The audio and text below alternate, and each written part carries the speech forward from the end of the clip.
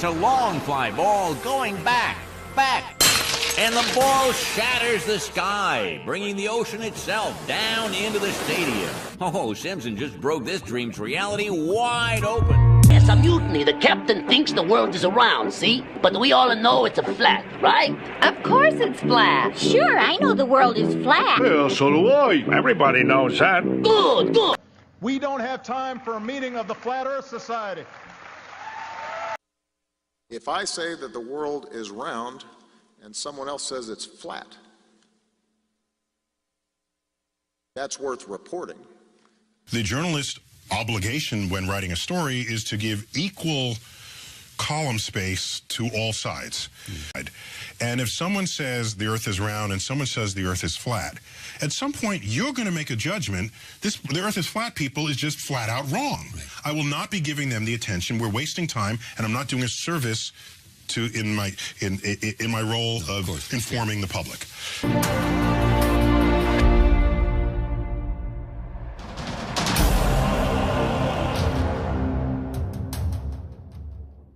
Now, there are very few universal truths in the world. One is food always tastes better when somebody else is paying for it. Universal truth. The other is that everybody in this room was taught the story of how Columbus went before Queen Isabella of Spain, and he was going to prove to her that the world was round. Do you know what Queen Isabella of Spain, pretty smart woman, I gotta believe, would have said to Christopher Columbus if he laid this line on her? She would look to him and go, Christoffel, Aristotle figured out the world was round 2,000 years ago. This is 1492, the year they invented the globe.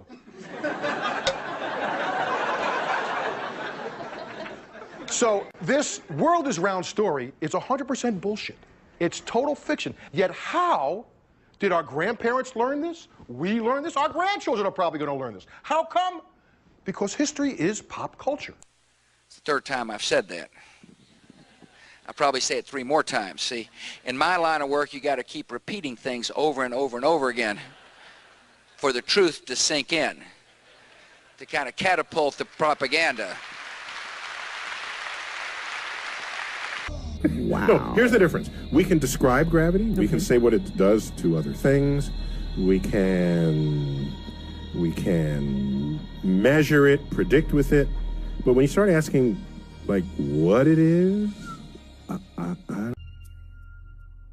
Have you ever wondered why we have heard about a force called gravity our entire lives, and yet nobody has ever been able to prove that it exists, even though untold numbers of experiments have been performed seeking its cause?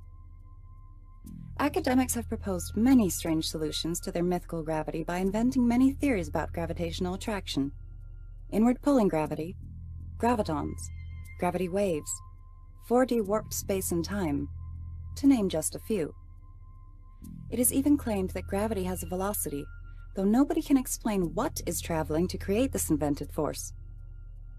Scientists do not even know how their mythical force operates, whether it is graviton particles, gravity waves, a strange, unexplainable force which acts at a distance through empty space, or a 4-dimensional warped space and time delusion. It's claimed by academia that gravity is responsible for the formation of the Big Bang universe, which, as anyone with discernment knows, is an impossibility as well, and that without gravity, the universe would be without thermal energy and composed only of equally spaced particles. The answer has been staring academics in the face for several generations now. Electric laws were unknown to Newton in his time. However, now we know with great accuracy the effects of electricity as obeying the inverse square law. The fact is that so-called magnetism, which in reality is electricism, light, sound, and radiation are all electric motions. All motion in the universe is electric. This is why the myth called gravity conforms to the inverse square law, since it is electric force which creates the effects falsely attributed to the fictitious force called gravity. Electric force in all forms, scales, and pressures, from the elements to the galaxies, obey this foundational, inverse square law. In the course of this book, gravity is a myth and does not exist. Electricity is the only force in the universe. It will be shown that the force called gravity, which was created by Newton and later modified by Einstein and others, does not exist and is purely mythical in its creation. The consequences of this conclusion are immense. It means that a huge list of non-existent entities have been invented by academic scientists based on the mathematics of the non-existent force of gravity. For example, here are a few of the many academic science myths created from their foundational myth called gravity. Dark matter, dark energy, black holes, singularities, event horizons, WIMPs, MOND, machos, neutron stars, gravitational collapse, gravitons, gravity waves, quantum gravity, inward pulling gravity, gravitational lensing, the gravitational constant, the Schwarzschild radius, gravitational radiation, frame dragging, general relativity, anti-gravity, virtual gravitons, and quantum field theory, which are in fact false as well. With the fall of academic gravity theory, all of these other fallacious theories fall with it. No experiments are required to prove my assertions, since we have volumes of data from experiments already cataloged, which only need to be converted to the understanding that the electric force is the cause of everything in our electric universe, and not a mythical and magical gravitational force that acts at a distance, or warps space and time to control all heavenly bodies in our infinite, electric universe. We have a very interesting subject this morning, and of course, it'll probably be interesting and unsolved when we finish, because it deals with one of the most curious and neglected areas of human research, and that is the magnetic fields, not only of man, but of the universe and of the smallest atom. And the old folks of the Greek and Egyptian period represented the human being as contained within a kind of bubble. This bubble was referred to also by the physician and who did the human atmosphere studies, Dr. Kilner of the University. Every form in nature, natural or artificial, has a magnetic field. From the tiniest atom to the greatest galaxy, the magnetic fields are present, and the rules of each of them must be obeyed. Now, if an individual looking at a geometric solid sees in it a perfect proportion, this realization enters into the subconscious life of the person. The imagery of that solid is sent into the consciousness in the form of a benevolent magnetic center. It means that the individual is seeing a harmony, is seeing something in perfect order and perfect correctness. And in visualizing it, wherever we see perfection, it improves ourselves. Wherever we accept discord as inevitable, it injures ourselves. Everywhere looking around us in nature, we see that all natural things are benevolent. It is only when these are abused, mostly by humanity, that these benevolences are lost. So we find that we live in a universe in which everything is in harmony if we are. They correspond to the frequency of the distance in the atoms in the structure. The distance between the atoms in a structure is equal to the wavelength, which will resonate that structure. Once you find the resonant frequency with the Tesla waves, you have effectively trapped and aligned the atoms. You can now tune the frequency a tiny bit higher, causing diamagnetism by squeezing the atoms together, restricting the electron orbits. Today there is quite an interest in little stones, all kinds of stones. We are interested in the crystals that form in rocks and all these types of things. But crystals are formed by magnetism. They are formed by a rate of vibration peculiar to a certain element. And that particular rate of vibration can evolve through the mineral, plant, vegetable, and animal. It is always present. There is a magnetic core on each kingdom, and each kingdom unfolds within this magnetic field. And within each of the composite fields, individual members of the fields, with various degrees of growth, are variously individually conditioned. Everywhere, this process of keeping faith with integrity becomes the natural secret of security, survival, and world peace. We all live within air and have our being, and we know that if air fails, we die. But what we do not realize is that air is not just some oxygen or helium or something of this nature. Air is something in itself. It is a substance of itself. It is a substance so real and so important that it's almost impossible to estimate it. It is a tremendous field of magnetic energy. The atmosphere carries. We are in the presence of a mysterious agent, an agent that is part of everything that we are. Now, studying magnetism as it comes into the human body, we discover along with Tilda that each human body is surrounded by an etheric or energy field. This energy field is sometimes referred to as an aura, but it is not the true aura that we think of in metaphysics. This magnetic field is an area of energy. This area of energy forms an egg-like atmospheric sheath around the physical body, usually extending 3 to 5 feet from it in each direction. This energy field is the basis of virtue, because this energy field depends for its reality, its serviceability, and its protecting power to mood, emotion, thought, and the attitudes of the person around which this magnetic field is gathered. In other words, the individual, if they are normal, if mentally, emotionally, and physically they are keeping the rules, this magnetic field forms a tremendous protection. It is normal, it is healthy, it is constantly able to handle infections and all kinds of difficulties. It will help to heal wounds. It will help to recover the use of functions and organs. And if we are deprived of some part of the body, it will try to compensate for it. As long as the individual takes proper care of his magnetic field, it will serve him.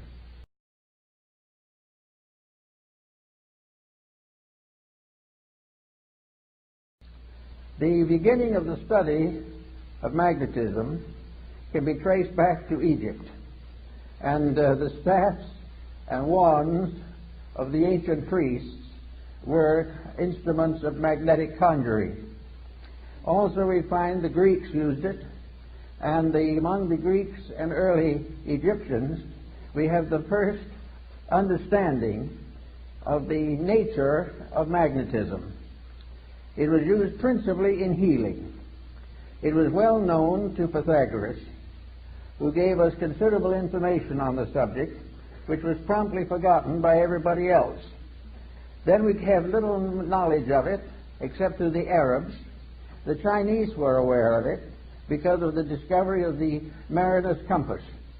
But for the most part, it was neglected until the 17th century, when it became involved in the story of Rosicrucianism. The alchemists, the Rosicrucians, and the Hermetists all were unfolding phases of magnetic theory. The first, probably in more modern times, to use it for healing purposes was Paracelsus of Hohenheim. It was also used strongly by the Rosicrucians and written about in considerable detail by Robert Flood, who was one of the great Rosicrucian apologists. It was also very well known to Athanasius Kircher, the great Jesuit scholar, but for the most part it was ignored. Then we come down a little later and we come upon a curious instrument, Mesmer's magnetic tub. This was a kind of tank in which many people put their feet at the same time and held hands and created a battery out of the water in the tank. It was studied carefully by Cagliostro. It is also known that it interested Saint Germain profoundly, but it annoyed Benjamin Franklin all to pieces. He was never able to like the idea at all. After the developments of Mesmer, which were promptly denied by nearly every field of science, the matter dropped into comparative obscurity until more recent times, when within the last 20-25 years it has been revived strongly. And it's this revival that we want to talk about a little this morning, because it is one of the most interesting phases of our study of life. It is interesting that we should use magnetism so continuously and yet never really understand what it is. Ptolemy of Alexandria was one of the first to recognize the manifestations or emanations of solar light as containing an energy in addition to merely a luminous factor. The study of the magnetic powers of the sun will be more or less clearly understood by the study of the seasons. Winter, summer, spring, and these things have all to do with a magnetic factor in the air. And we think of it only as in trying to explain it as a physical astronomical phenomena, since as the rotation and revolutions of the sun and planets. But each of these planets is a field of magnetic energy. And this energy comes to us through what we call air. Now, what is air, actually? Well, we have scientific definitions of it, but there's something more to it than that. Air is something in itself. It is a substance. It is not only a condition of climate or of weather, it is a basic factor in the contributions which make up existence. One thing we have learned from television is that air transmits. We know, for instance, that we can have all kinds of programs on the air at the same time. And they can come from all directions. And they can overlap and interlap. But each one will remain separately identified as though it was moving in a channel or a circuit of its own. And all these scrambling films, some of which are scrambled inside as well as outside, are working on one atmosphere, and that atmosphere is keeping each one of them in a perfect orbit of its own. You can have a dozen programs, if you turn them on, turn them off, but none of those programs is going through the air in the form we see it. We see the murder committed on the screen, and we see it broadcast into a theater somewhere or into a home. But it isn't the murder that's going into the home. The murder has not been visible when it went through the air. Something went through was vibration. And this vibration in the magnetic field can be divided into an infinite complexity of separate emanations. In other words, if we had 1,000 different channels, they could be differentiated in the magnetic field so that each one would be broadcast correctly and properly for whatever it is. Thus we realize there's something out there besides air, something besides helium and oxygen, something besides the ordinary factors we take into consideration scientifically. Now, the problem of morality in this is very definite. The moment we break rules, we damage that magnetic flow. We have got to keep the laws of nature, and these in turn are the laws of God, or the magnetic field fails. It can fail because of physical intemperances, which reduce its integrity and reduce its power. It can be wasted in riotous living, which is a common cause these days. It can be variously destroyed by moods, by attitudes, by fears, by complexes. It can be destroyed or damaged by alcohol, drugs, narcotics, all kinds of things. But if this field is damaged, it immediately reacts into health. It damages the individual's vitality. It makes him more easily subject to contagions and infections, and it definitely shortens the life expectancy. Now, this is a phase of morality that is generally overlooked. It is assumed that these magnetic fields are something you don't pay much attention to. They're there, maybe they'll help a little.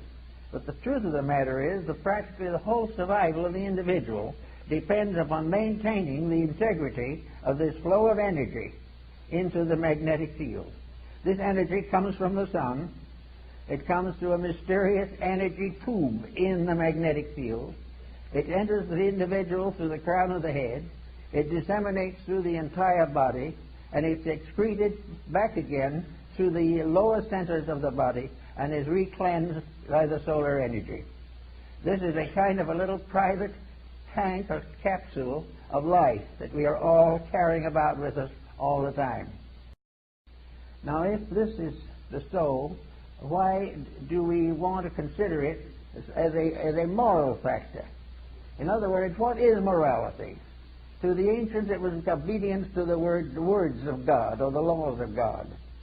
In more modern times, with more intelligent people, it is obedience with the evident will of deity as manifested in creation.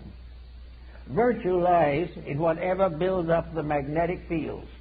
Vice is that which tears them down. No human interception can interfere with this in any way. Therefore, if we are good, it's not because the book says we should be. It's not because it was thundered by the laws on Sinai. It is because we keep the rules of the integration of the human structure. That we use the magnetic fields correctly and protect our health and our happiness and our well-being in that way. Now we think of the magnetic field as surrounding the entire structure of the body, as Kilner shows in his work on the human atmosphere, and Babbitt also in his study of the atom. This, however, is only a phase of it. Each part of the body has a magnetic field. Each unit within the individual has its survival in a unit of energy. And this unit of energy is present in the smallest subdivision of imaginable space. It is in the tiniest atom. There is no such a thing as a dead particle in the universe. Even if it is killed by something, the very disintegrating process is a symbol of life energy. Therefore, we are confronted with the natural problem of realizing that virtue is to keep the law of the energy field. Now, the law of the energy field, just by coincidence, is also the law of integrity. The energy field is what establishes right and wrong. The energy field tells us that to lose our disposition and temper fit is wrong. To use various negative, destructive attitudes is wrong. To compromise the principles of right living is wrong. To think badly, to feel unpleasantly, to be engaged in any action or concept which is contrary to the common good damages the magnetic field and therefore is wrong. Selfishness injures that field. Every vice we know, the breaking of any of the 10 Commandments and a number of other rules results in damage to that field. It has nothing to do with nation. It has nothing to do with the ordinary concepts of codes, because the final code itself is based upon the life principle in each part of the human constitution. So we have each little cell has its own moral responsibilities. The stomach has its own magnetic field. The stomach is not simply an organ. It is an organism.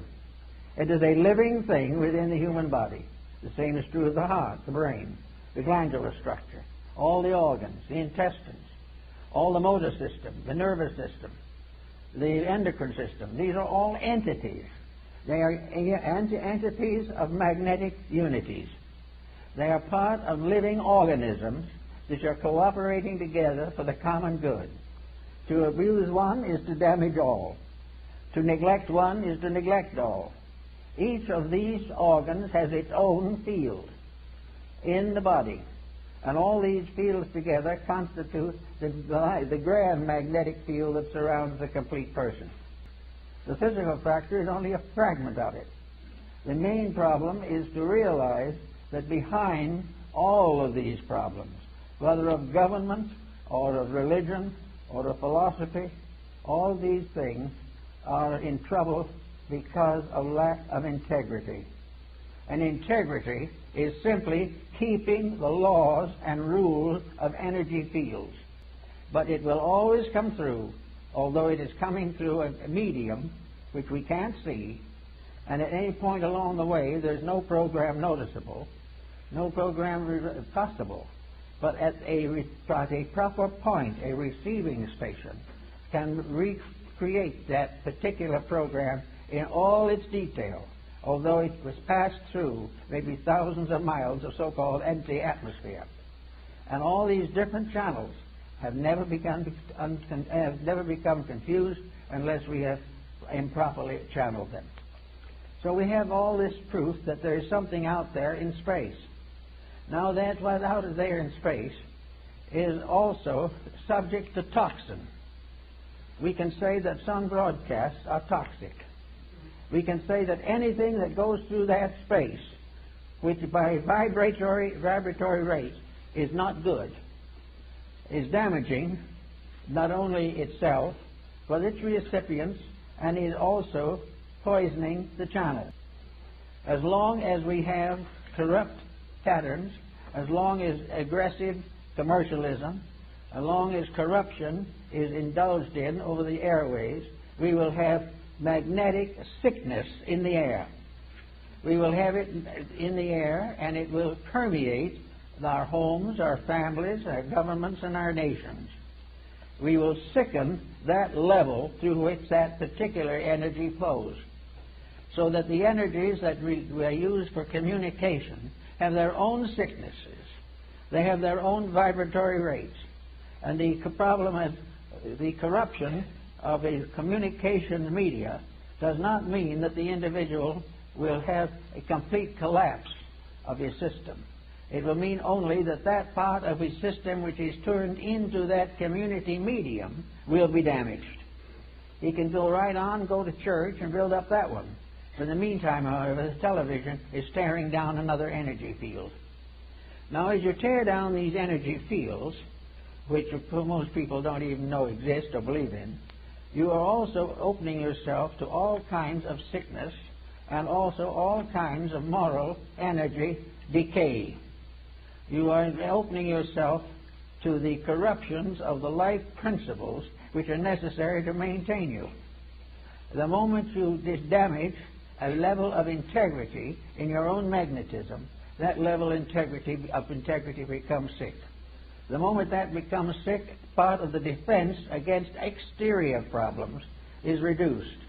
The only way in which the individual can be really dominated by anything except himself is when he sells out his own energy and becomes negative to other things. He has to relinquish his own integrity before he can be damaged by outside forces. There isn't enough evil in all the world to destroy the integrity of one person. He must destroy it himself, or compromise it, or relax it, or be talked into something. But it has to be his own action. Therefore, the damages are, in a sense, not only moral, but are absolutely just in their actual integrities. And this is the way in which, apparently, as the Chinese noted, the universe creates the concept of right and wrong. This right and wrong is simply a matter of what builds up and what tears down the essential energies upon which life depends. So we have this problem in every field of life. We have it in the narcotics problem. We have it in a large part of commercialism. We have it wherever there is an attitude of putting profit in advance or over integrity. Wherever the individual makes this compromise, he immediately becomes a part of this particular problem. This is all part of the process of things being changed from what they appear to be to the energy equivalents of themselves, and then restored to their forms in order to be perceptible to our various faculty perceptions. Therefore, again, everything becomes a matter of keeping the energy fields clean. And the only way they can be kept clean is by using them properly. What is destroying us is our acceptance into our own inner life of the shortcomings and mistakes that we associate with civilization. We get into a political tangle, and we start hating people, and we start guerrilla warfares. And guerrilla warfare is simply another negative use of energy. All of the energy of life has to be used properly. The moment it is abused, it becomes dangerous. So we go on a little further into something else, the arts. And all of this is added up in a mysterious bank account, which is called energy, or magnetic resource. It is there to serve us. It is there to serve the individual who does wrong. But if the individual does wrong, the service collapses. And the individual who does wrong finally finds the energy turned back upon himself, and the corruption continues. We must keep this center of consciousness within ourselves in a condition of correctness. In Buddhism, the heart is called the Saptapana. the house or temple with 7 rooms. It is within this temple, as Buddha points out, that the great initiation against the hindrances has to be performed. The individual has to be initiated in his own heart. He must accept as a fact that his own integrity is his only strength, and also that his own honesty is his only wealth.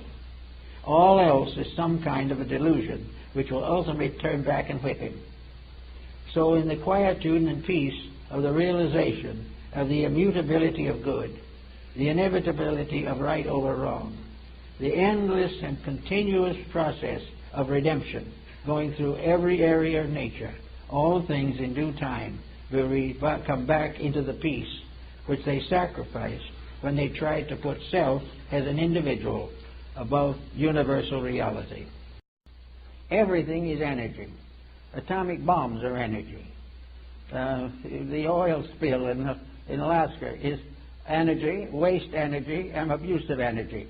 All these things. And they all arise from something being wrong in the integrities of life. We have compromised principle by going away from the energy values. So we go back to the individual now, and we find him standing in the midst of his own magnetic field, with his structure protected by the constant radiating force of outflowing energy, an outflowing energy that vitalizes everything from the center outward and nourishes the solar system, which is the human body, from the level of the sun, as in astronomy. The ancient astrologers believed that these energy fields originated in man himself, and that the source of all the energy fields in the human body is the heart. That this is the thing from which all else radiates. Therefore, the most dangerous of all corruption is the abuse of love, abuse of friendship, abuse of integrities, abuse of fidelities, and abuse of those things of benevolence, mercy, and compassion which are associated with the heart. As those energies remain firm, the heart radiating out to the circumference of the magnetic field of the body is completely protective. It will be practically impossible for anything to damage it in the area where it is functioning properly. There may be other functions which is not yet perfected, but if the individual is basically honorable, he will be able to perfect these without too much trouble. And we will not be the first civilization, as is said in India. The Great Mother, the Earth, has cast many civilizations from her back. Everything that goes beyond a certain point is destroyed because it breaks up its relation with its energy supply.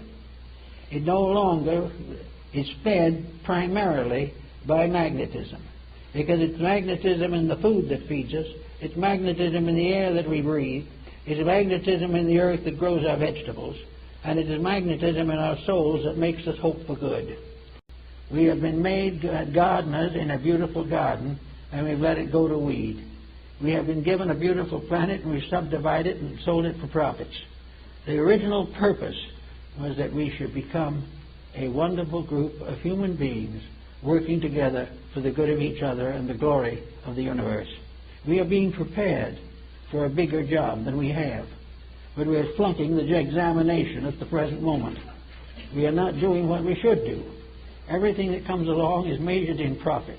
Everything that comes along is measured in freedom from responsibility. When energy is something that we must be responsible for, or we will waste it forever, or as long as we can. By the time forever comes, there won't be much energy left. But all this is a lesson in the morality of values. It is a lesson in the fact that we are the keepers in a garden. We are the gardeners in the garden of Allah, as the Muslim calls it. This is a beautiful garden that has been given to us, and we're letting it go to weed. We had a beautiful world with wonderful materials, so we dig under the earth and create materials to create war, death, and destruction. We have little gardens that we have beautiful times sitting under our own palm tree, but we are fighting to take everybody else's garden away from them. And when we finally find a small plot of land that we might be able to use, we find the real estate agents have priced it 10 times its value. All these things are all little things, but they all add up to the loss and waste of magnetic resource. They are the failure of the individual to protect the source of his own life, the source of his own future, and the breaking of the laws and rules by which he must compare his own needs with the needs of others. It is only when we work to protect the toadstool as well as the nation that we can have peace in the world.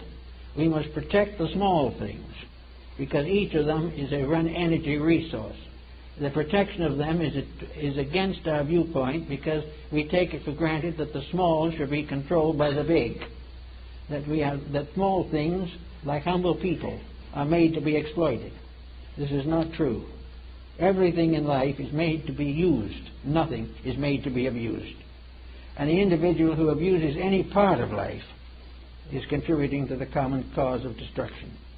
Now, this business of the energy and magnetic resource went on down through to the present time.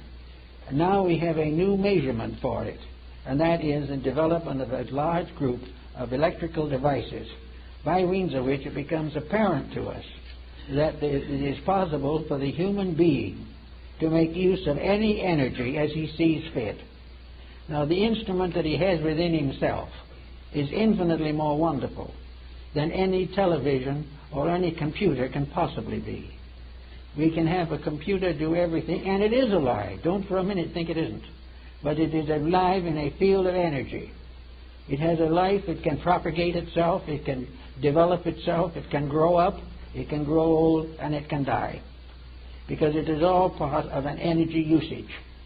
But in all of these usages, let's remember that the individual is humanity's prime asset.